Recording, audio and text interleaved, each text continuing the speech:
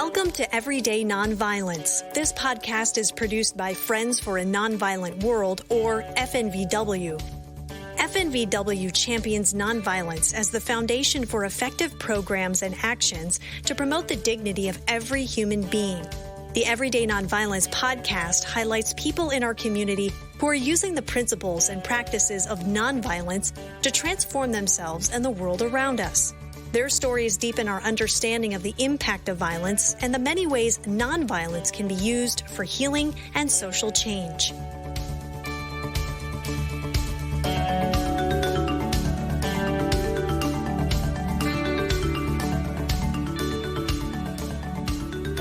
Welcome to the Everyday Nonviolence podcast. I'm your host, Diane Sandberg. In this episode, we will hear from two guests. The first is Paula Palmer, the co-director of Toward Right Relationships with Native Peoples, a program of the Friends Peace Teams. She created and facilitates workshops teaching both adults and middle and high school students about the role Quakers played during the era of Indian boarding schools. Our second guest is Elona Street-Stewart. Elona is a member of the Presybterian Church USA's Restorative Actions core team. Restorative Actions is a local initiative that invites predominantly white churches and affiliated organizations to take a leadership stance, opposing racism and racial privilege by voluntarily returning wealth accrued from systematic inequities back to Afro-American and Indigenous communities. Paula, thank you for joining me today. So you've done some pretty extensive research about Quaker boarding schools and the Native populations. Can you tell me a little bit about your background and how you got involved with this research? Well, I began working with Indigenous peoples when I lived in Costa Rica from 1973 to 1993. That dates me, doesn't it? But since that period of time of working with Indigenous peoples in Central America, when I returned to the United States, I continued working as a staff member of the American Indian Science and Engineering Society, where I first really started learning about Indigenous people in my own country, because like everyone else, I learned very little as I was going through school here. So that was the beginning of my learning process here in the U.S. Then I worked internationally, again, with Indigenous people for about 17 years as director of a nonprofit organization called Global Response. We responded to requests from Indigenous communities that were dealing with environmental threats. And then, about 10 years ago, I experienced what Quakers call a leading to first learn myself and then help other people learn about the doctrine of discovery and its ongoing impacts in Native communities. And I guess maybe more importantly, the ongoing impacts of the doctrine of discovery on those of us who are not Native, but whose mindsets, thoughts about ourselves, thoughts about what's right, thoughts about what's legal have been shaped by the doctrine of discovery. So my main concern was on how we who are not Native have been influenced and continue to be influenced by these ideas essentially about white supremacy and about sort of this kind of notion that it was inevitable, which kind of translates to it's right, that the European American population spread across this continent and took almost all of the land away from Native peoples, and our country has continually justified that. So how do we reassess our own history? And what does that mean to us now? What does it mean to all of us, to non-Native people and to Native people? So I was engaged in this work in this project that's called Toward Right Relationship with Native Peoples, which I co-direct with a Native American woman, Geraldine Dakota, who is Turtle Mountain Chippewa. So in that context, I was learning about the Indigenous boarding schools and learned, and this was probably 8 years ago now, learned that the Native American people who were forming the National Native American Boarding School Healing Coalition. It was in its nascent years or months when I was in these conversations about 8 years ago. they were saying that the churches had participated with the federal government in the policy and practice of forced assimilation of Native children by means of the Indigenous boarding schools.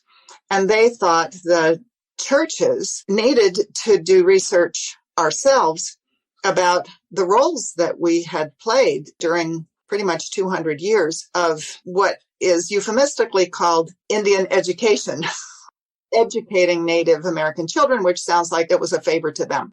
And of course, the story is much deeper and more disturbing than that. So anyway, the people who were beginning to form the National Native American Boarding School Healing Coalition suggested that the churches, for one thing, could be very helpful in influencing federal government policy about, well, their intention was to create a commission to study the impacts of the Indigenous boarding schools, which now has happened, but at the time was a faraway dream. And they thought that the churches could be very influential in Congress, but only if the churches had done this work ourselves. If we had taken a look ourselves, all of the denominations that had been involved in the operation of Indigenous boarding schools, but they felt that if we did that work ourselves and committed to actions stemming from a new understanding of that history, that then we could be very helpful in urging Congress to establish a commission to study the ongoing impacts in Native communities of the boarding schools. So I just said, well, I'm a Quaker. I could look into this for Quakers. I was pretty naive about what that might mean, but I did commit to doing that, and then spent a semester as the Cadbury Scholar at Pendle Hill in the Quaker libraries at Haverford and Swarthmore colleges, reading everything that I could from Quaker records on what our role really had been. Did you think those records, did they appear to be fairly complete? I know that some organizations are better record keepers than others. Did you find any big gaps that you couldn't explain in the records there? Well, there was no section of the library on the Quaker Indigenous boarding schools. It had been a long time since I had worked in libraries. And of course, at both of the Swarthmore and the Haverford libraries, they were in the process of digitizing a lot of records. But many of the records I was most interested in were not digitized. There were boxes, for example, that carried the journals and letters of Indian agents, Quakers, who had been employed by the federal government as, quote, Indian agents. They managed the reservations in Nebraska, Kansas, and Oklahoma for a decade or two at least. And so there were boxes of these personal documents of these Quakers who had participated in the management of the reservations, and also of teachers and supervisors of the Quaker schools themselves. And that's really what I was looking for, more than a statistical record of this many schools, this many students, this many blah, blah, blah. I was more interested in learning what Quakers were thinking, how this era of Quaker involvement in the forced assimilation of Native children, how Quakers thought about that, how they were led to taking a leadership role among the different denominations, and what they hoped to accomplish and how they felt about it over time. I was also, of course, looking for direct quotations of Native people who, especially those whose children were attending the Quaker schools, and the children themselves who attended Quaker schools. I was able to find some letters that children in the Quaker schools wrote to their teachers once the teachers had returned to, in most cases, Philadelphia or other large Quaker communities, because I wanted to sort of pair the thinking of the Native people who were involved, many of them entirely against their will, involved in this process of forced assimilation. Pair that with the writings of the Quakers. There were a lot of Quaker journals at that time too, and we're talking about at that period of time. There were Hicksite Friends, there were Orthodox Friends, and there was a lot of publication going on about this issue specifically, as well as theological issues and other issues of the day. But this question of what to do about it was almost always phrased as the Indian problem, what to do about the, quote, Indian problem. And the Quakers were very much embarked, as were the other denominations, as was the federal government. The project was called over and over and over again in these documents, a project of, quote, civilizing and Christianizing the native people. And that really was the shared project of the denominations, the Christian denominations, and the federal government. When did these schools start opening? Do you know what year? The first boarding school that I learned about was actually started way before the federal government became involved in this. It was started in New York at the invitation of Corn Planter, who was a Seneca chief, who invited Quakers to establish a small school for both boys and girls in New York. And he felt that because their lifestyle had been so altered and impacted and essentially destroyed by, meaning their hunting grounds and their way of life had already been so impacted by white settlement, they needed their children to learn to speak English, and they needed their children to learn farming, because they were not going to be able to continue to live the way they had lived for many centuries. So the first schools were created at the invitation of the Seneca chiefs. They were divisive in the Seneca community, and they were on and off over many years. But the longest running Quaker Indigenous boarding school came about then in the mid-1800s. The Tunasasa School was really institutionalized. It grew to be a very large building with many students and many Quaker teachers, and it became the longest running official Quaker Indigenous boarding school. It ran for, I think, 86 years and was only laid down by Quakers in, I think it was around 1935 or something like that. So one thing I want to say here is the Quaker involvement in, quote, Indian education has been different over time. What Quakers were doing changed. So initially in New York and in Ohio specifically, the schools were started at the request of Indigenous leaders for the reasons that I specified. The federal government got involved in this with the passage of the Civilization Act in 1819. And at that point, the federal government started paying all the different denominations who were, like Quakers, already running some schools. They started offering payment to support those schools. And so the federal government operated schools through the denominations starting in 1819. The federal government didn't start operating schools of its own until Carlisle was established in 1890. So the churches were doing this. They were the people who were operating the Indigenous schools until 1890. And that's why the churches have such a big responsibility. At the suggestion of Quakers, Grant started naming representatives of the different denominations to serve as employees of the federal government, as, quote, Indian agents, managing the different reservations. So the reason Quakers suggested that was because there was so much corruption among the agents who were assigned to manage the reservations as they were being established. And so Grant divvied up the reservations by the different denominations. The Quakers were assigned the management of the reservations in Nebraska, Kansas, and Oklahoma during the Grant administration.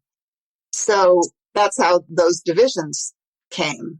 And I haven't ever seen a map exactly of how that was laid out, but almost all of the different denominations were similarly assigned responsibility for reservations in different parts of the country.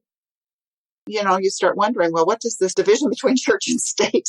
Weren't they thinking about that? But I guess the federal government was very happy to let the churches do this work. And because of the Christianizing aspect, the churches were eager to do it. So then what prompted Quakers to stop running these boarding schools?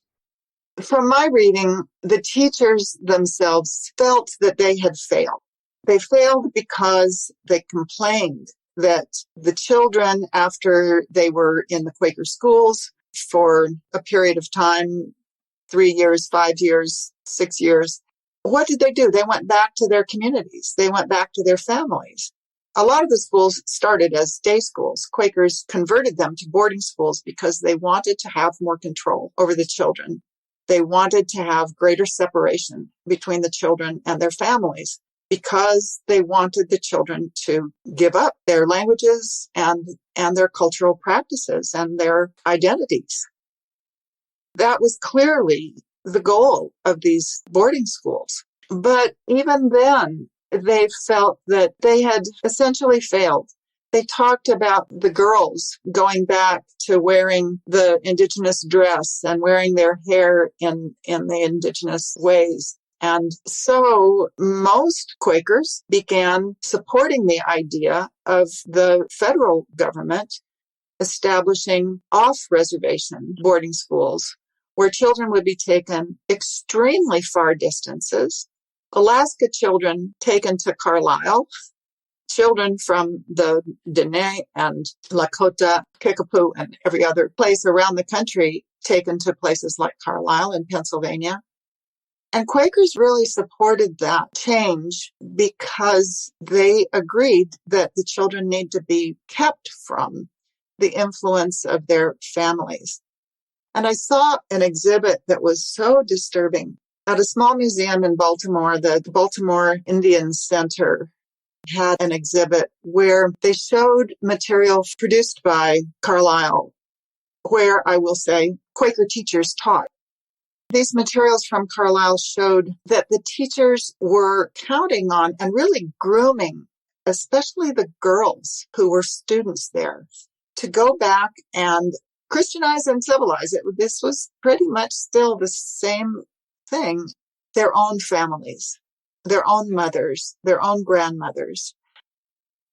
Just really so horrible to realize the position that actually throughout this history that they were putting these children in, of first rejecting their own languages, their own cultures, their own families, and then trying to convert them to this other way of life that had been imposed upon them. It was extremely painful to read some of this material. I can't imagine the damage it must have done to those poor kids.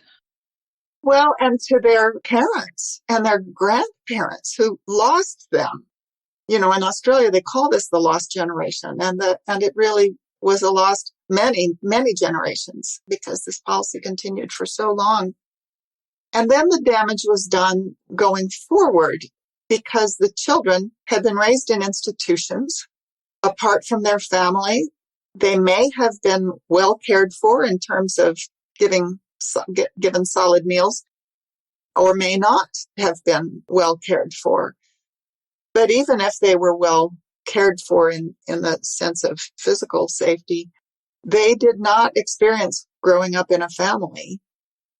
We know now from the testimony that we've heard primarily in Canada, but also in the U.S., testimony of the physical abuse, sexual abuse of children. We know the consequences of that for those children who survived those horribly punitive, repressive, oppressive experiences as young people. They are much more likely to repeat that behavior as they become adults and have their own children.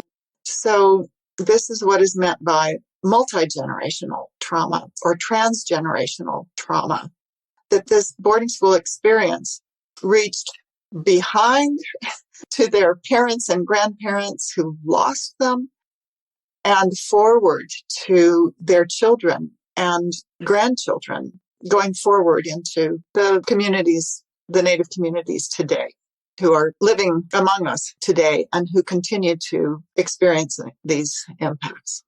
Is there anything else that I've forgotten to ask that you wanted to touch on, or anything else that you would like to say about the subject? Thanks for offering that. One thing is, it's important to know that boarding schools weren't the problem. Quakers, at the time that they were establishing boarding schools for Indigenous children, also had boarding schools for their own children. There's nothing wrong with boarding schools. There are some Native nations today who operate boarding schools for good reasons. So that's not the problem. Teaching English to children was not the problem. The children needed to learn English. Their parents, that was one thing that their parents understood their children needed to learn, given the situation they were living in. So there wasn't anything wrong with doing that. What was wrong was this policy of Christianizing and civilizing and forcefully assimilating, the intention to forcefully assimilate these children into a culture that was driven really primarily by white supremacy. So that's what was wrong in what the Quakers became involved in. And I guess that then the other thing that I would say, if Quakers and others are asking, what would be things that would be useful to do now? One thing is to support the National Native American Boarding School Healing Coalition, which is based in Minneapolis, St. Paul. And I think there are many ways that individuals and meetings can be supportive of the really important work that's being done. Also, I haven't looked to see whether Minnesota's congressional representatives and senators, whether they have signed on to the legislation that was proposed by Sharice Davids and Elizabeth Warren to create a commission. They're calling it a Truth and Healing Commission on the Indian boarding schools. That legislation is going to be put through the congressional processes this year and needs the support of representatives in the House and in the Senate. So that's something that Minnesota people can be working on. And then I think when people think about reparations, one thing that these Quaker schools intended to do was to eliminate native languages.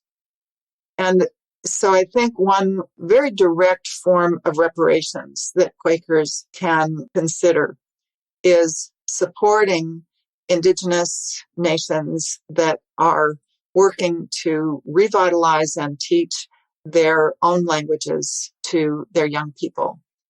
It's been shown that language revival and cultural and ceremonial teachings offer the best support for Native children today who are very susceptible to suicide. As we know, Native children have rates of suicide much greater than any other population in our country. And the stresses that they are under are very intense because of this experience of transgenerational trauma. So programs that Native people themselves are offering for suicide prevention, for sort of rites of passage into adulthood, and for language and culture revitalization, these are programs that I would hope Quakers would support financially. Thank you for your time, Paula. Thank you, Diane.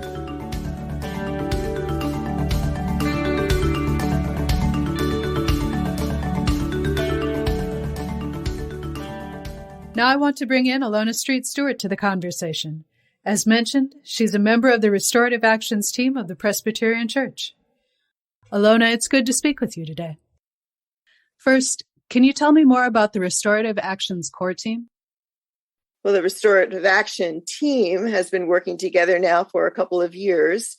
The initial gathering was through the Synod of Lakes and Prairies, which is a governing body of the Presbyterian Church USA, and I'm the Synod executive. Our treasurer for the Synod, Jim Kuhn, is also a member of Oak Grove Presbyterian Church. And after we had had several conversations about the issues of white supremacy and the economic impact on American Indian and African American communities, Jim was engaged in conversations with one of the pastors at Oak Grove Presbyterian Church, Jermaine Ross Allen, an African American seminarian student, and they were talking about these issues of inequities in wealth and the transfer of wealth. And of course, that continued to bloom into gathering more people in these conversations. This team is very broad in the understanding that we all bring to the issues of economic equity and the denial of the opportunity to transfer wealth for African American and American Indians. The team focuses on a surrender of income that's based on the portion of wealth that's attributed to racism. And if you look at those calculations, it is about 15 to 16% of the income and the wealth within a white household. Over time, what we're saying is, can we ask people to surrender those dollars so that they could then be provided to these two specific communities? And that's really after the 2 years. That's what we've been working with the National Presbyterian Foundation, one of the trust funds and attorneys, establishing two trusts that will be managed by African American and American Indians. And it's specifically for efforts or initiatives that they feel should be funded. We'll step out as Presbyterians as we move on to this. So that's a big picture. And we've been sharing this information all around, not only the denomination, but here in the cities, and considering the conversation within the larger national discussion of reparations. But reparations is such a big scale, and it is something that our government needs to be involved in. And of course, as an Indigenous person, I live in that world where some things are federally involved.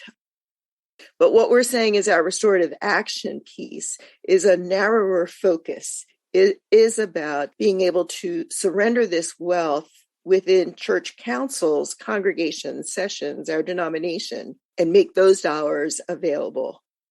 We are excited to be able to have accomplished what we've been able to accomplish. There's a curriculum being designed and working with a lot of organizations where we've said, can you be part of this? Help us really shape this.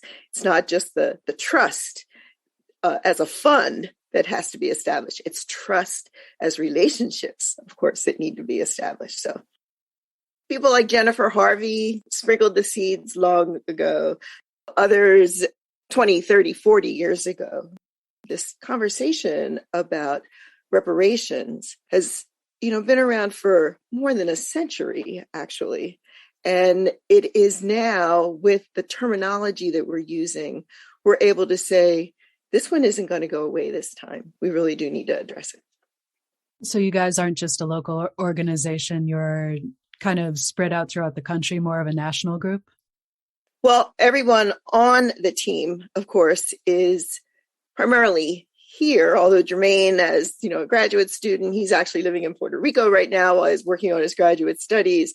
Molly is one of our national staff people. Our denomination's national offices are in the Louisville area.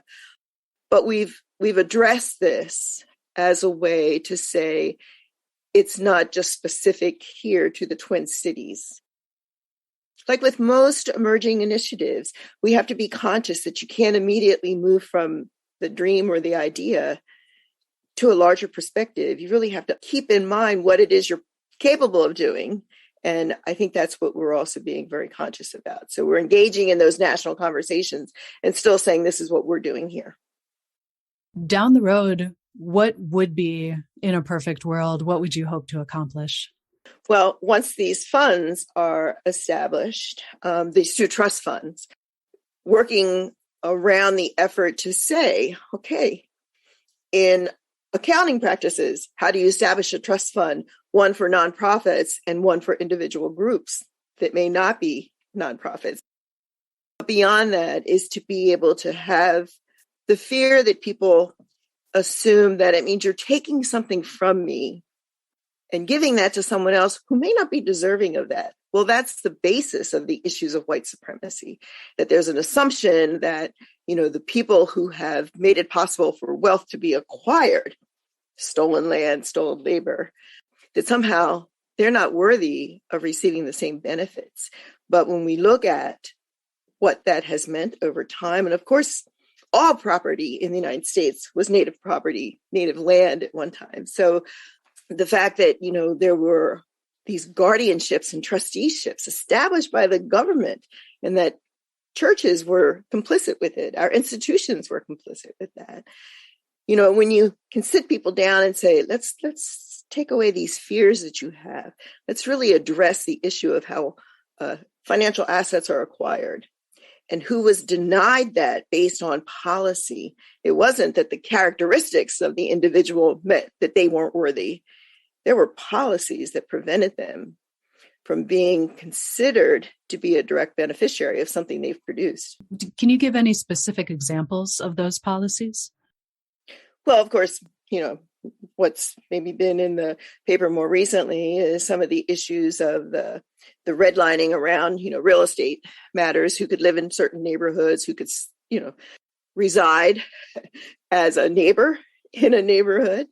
And what do we do when we recognize that for many people, your house has tended to be, what you want to be able to transfer onto your next generation, your children. So the value of that when you sell it, or maybe they, acquire it over time. With the national numbers that we've looked at, the difference between what white households hold in, that accumulated those assets, it's about $845,000 difference between white and Black, and about $916,000 between white and Native people. Because again, as you know, Native people weren't allowed to hold property, whether they were confined to reserved areas or not.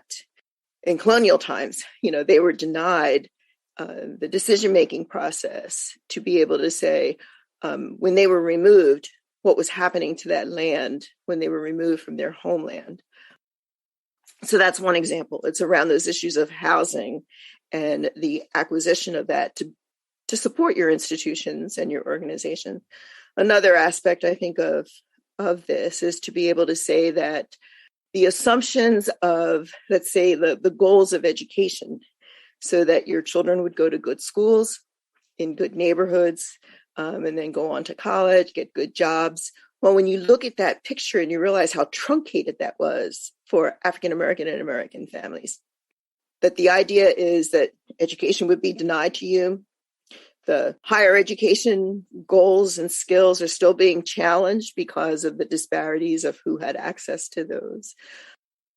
And then the decisions around self-governance, being able to self-organize and self-develop within communities is also going to be one of the goals within our restorative action. So that, even here in the Twin Cities, you have a number of Native American organizations that are saying, let's talk about our own media needs. Let's talk about our own communication platforms. Let's address the issue of, access to land so that we can grow traditional foods.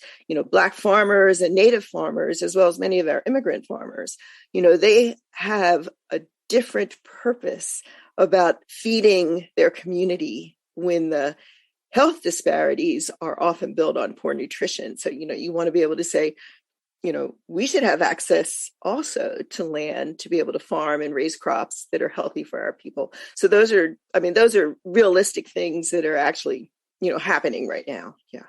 And as an Indigenous person yourself, how has this history of disparities affected you? Oh, everything. My tribe is back east. We're Delaware Nanticoke. And in fact, I just got off the phone this morning. I was talking to the chief of our tribal council about some things going on there in Delaware. I was born and raised in Philadelphia. Since colonial times, my people were very much involved. We were people of the Tidewater. So any ship that came across and any access to, whether it was the water, hunting earlier, skins that were for sale, then the land, the highways. My family, personally, that's my people, that's my ancestors. So we've been involved in.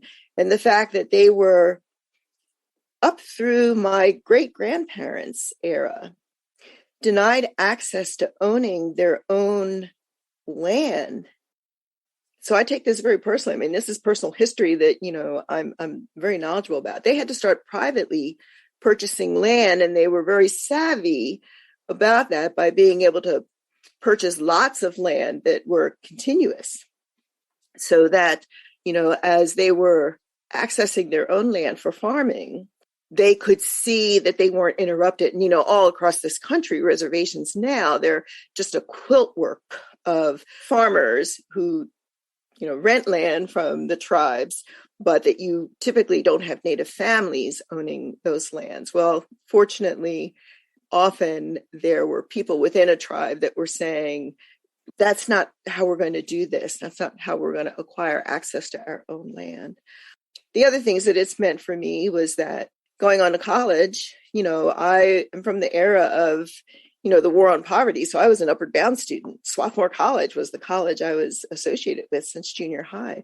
But then going on to school, higher education, there were 3 Native American students when I went to Occidental College in Los Angeles. And that was the era of Alcatraz, and then Wounded Knee. People still didn't see Indians. And we still don't. People don't realize there are Native people everywhere, all around. But growing up, we were often told, and this is no exaggeration, adults would say to us as children, well, what are you? And we'd say we're American Indian. And they'd say, well, what are you really? And we'd say, no, we're Delaware Nanticoke. That's our tribe.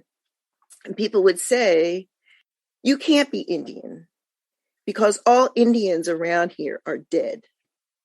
Now, what do you say as a white student if a teacher told that to you? What would your reaction be? Think about everything that your family provided to you around your self-identification and the confirmation of where you came from. And for Native children to constantly be told by people that know nothing about Native people, you can't be here because your people are all dead, without acknowledging maybe we were complicit in, their annihilation. Yes, this touches me very, very deeply. And all that colonial history is my people's history, because that's where we're from. So no one can say that they care any more about this country than my people, because we've been there since the very beginning. I mean, literally in those same regions. So this work that we're doing with Restorative Action and all the community work I do with Indian education and Indian, the American Indian Family Center, and nationally around, self-empowerment for Native people. Yeah, these are our family stories. We don't have to just say this is an academic exercise. This is, when we're talking our people, our grandparents, our great-grandparents. Could you identify a catalyst for what's kind of brought these conversations up into a more national stage recently? Well, there's one way to look at that. My generation is that 7th generation where many of our ancestors were hoping that we would survive this long, number one. And both for Indigenous people and African-American families, the confluence, I think, of the time. So the protection of civil rights, the protection of human rights, access to voting, an appreciation for education in a variety of field areas, skill sets. We're the generation now that are responsible to demonstrate what all that has meant for us. So it's political power. It's a recognition of economic change. It's a recognition that we are willing to collaborate, and we collaborate across organizations. So, when the United Nations has a declaration on Indigenous people, in a sense, I'm grateful that I'm growing up in a time and now have grandchildren that will know that internationally, Indigenous people are meeting and addressing issues of referendums and changes. And so, yes, I think it is just, it's time now, because we have arrived after all of those efforts that people sacrificed. And now it's up to us to demonstrate that. What all have you seen being done to address some of the harm that the Indigenous communities experienced overall, but also from boarding schools? Well, the exposure is really important. And some of that has been possible through technology and access to archived information. Some years ago, I was working with a project with the University of Minnesota to digitize some documents that I had in my office with the Synod of Lakes and Prairies. And these were documents of the journals, which was a Dakota-based newsletter that students created and printed in one of the schools in South Dakota. As I was reading through some of those, and these are long, huge leather-bound volumes that had thousands and thousands of pages, because they were newsletters and the students were, publishing this. And one of the comments from 1900, from a woman who was beginning to address social work as a science, she said, children come to these boarding schools and they pine away. And then the school is in touch with the families to let them know that their child is sick. But often, if they're sent home because they're dying. And this white social worker, who was a teacher, 1900, has said, this is really difficult for the superintendents to report because dying is not part of the curriculum. Think about that.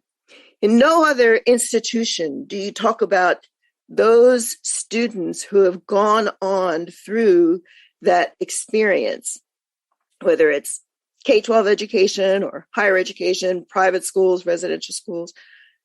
No other place do we see where we call the students survivors. Think about that. I think of my uncles who went to Haskell from where they lived, on the East Coast. And almost all of them ran away multiple times, hitchhiked home as young people. We are so concerned now about the protection and the vulnerability of young people, juveniles. And you think that you had eras where the government, working in complicity with private individuals and churches, was kidnapping children, requiring them to attend these schools where their families may have never seen them again. And I know that recently I was looking at the information about from down in the Southwest, I think they were Navajo fathers, almost 24 of them were imprisoned in Alcatraz because they refused to send their children to boarding school. So the exposure of this information, yes, that's what we need to be doing now. So that's one of the first things. I think the second is to recognize that both with historical trauma that's passed on even to current generations, that the need for mental health services, counseling, grief analysis, ACE, the adverse childhood experiences work, the more that we can recognize that from the tribal communities, you will need people who are equipped to respond to that, both traditional practice and those that are in medical procedures, let's say, or social sciences, that together collaborating, they need to be made available to communities that are willing to address this. In one specific area, we also need to recognize with ICWA, the Indian Child Welfare Act, that's always been threatened. That's always been threatened in the court because people want to be able to say there was nothing wrong when we took your children from you. And with your high rates of out-of-home placement, it must still be because your Indian parenting skills aren't adequate? No, it's because the people who were observing that never understood what Indian practices would be in parenting in our homes. And so to be able to protect our children through the Indian Child Welfare Act, or ICWA, would be one of those ways where we need to say, be there as a supporter. If you're going to sign on an amicus curiae brief, do it with this. Protect Indian children to remain within their communities, especially if there's the opportunity for them to remain with their relatives. And if the issue is there's not enough food in that house, then address the issue of the food. Don't take the children away from their families, their language, their culture, and their traditions. So that's maybe just a handful of things to be able to look at as we revert some of the matters of Indian education so that Indian people are designing curriculum and designing standards of education, whether it's K-12 or pre-K. Let's support those opportunities. Here in the Twin Cities, we have a Montessori Indian program. There are a number of immersion schools that teach the language to our children. These are all places where people can just step up and support that work. I mean, you don't need a huge platform to design the way that you're just going to step in and support them either financially, socially, or politically. What are some other ways that people can get involved to help? Well, get acquainted with what's going on in the Native community. Look at the annual reports of a lot of nonprofits and see who they identify as their supporters and flag those when you see that there is a Native organization. And then go to that Native organization's annual report and see who's supporting them and flag those. Get acquainted with them. Start reading their websites, read their newsletters, attend meetings that maybe they sponsor. A lot of conferences, are open. Get to know our people. Indian people are all around and we're doing amazing things. You don't have to just see people, and I hate this word, but the plight of Native people. We really also want to change that narrative and say, look, we have survived. I mean, I have the wonderful quote from Walter Sobolov, who is passed now, but he was an elder, a Tlingit elder from Alaska, who also served as a Presbyterian pastor. And he would say to us at conferences, our people survived the Ice Age. You all can do anything you want. And that is just so inspiring. It's true. And so I think people need to see that there's a different way to look at Native people, see how we have survived, see all the organizations that we've established and the collaborative work that, we're doing over time. You could go on any website and just say, what are Indian people doing about child welfare? What are Indian people doing about boarding schools? Who's working with them in terms of state government, county government, federal government? Who's assigned to particular elected positions? Deb Haaland, get acquainted with what has supported her to be able to now serve at a national level of this country. But it's becoming aware, realizing, start seeing Indian people where we are. Is there anything else that we need to know or anything that we're forgetting to ask? One thing I always say to people is join our circles, engage with us, join us, but don't try to occupy the center of attention. Sometimes what we need to say to people is you're eager to join our advocacy efforts, but then don't start translating that in the way you would solve problems. And don't start translating that into the way that you do capital fundraising. Don't start translating that as if, once again, you're owning our future. Step back from that and realize that American Indian people have ways to describe what we want and how we're going to accomplish that. And it means listening more, being there to support, but not, it's so easy to kind of slide into the process of saying, we're going to do this for Indian people. That's not okay in any aspect. That's what we have histories of. That's again, that whole colonial aspect of dominating who we are. Learn from us, listen to us, and then join us by invitation. Thank you for speaking with me, Elona. I appreciate the invitation. Take care. I've been speaking with Paula Palmer and Elona Street-Stewart. If you'd like to learn more about Toward Right Relationships and the Restorative Actions Core Team, you can find more information about both organizations in the show notes. I'm Diane Sandberg, and thank you for listening to the Everyday Nonviolence podcast.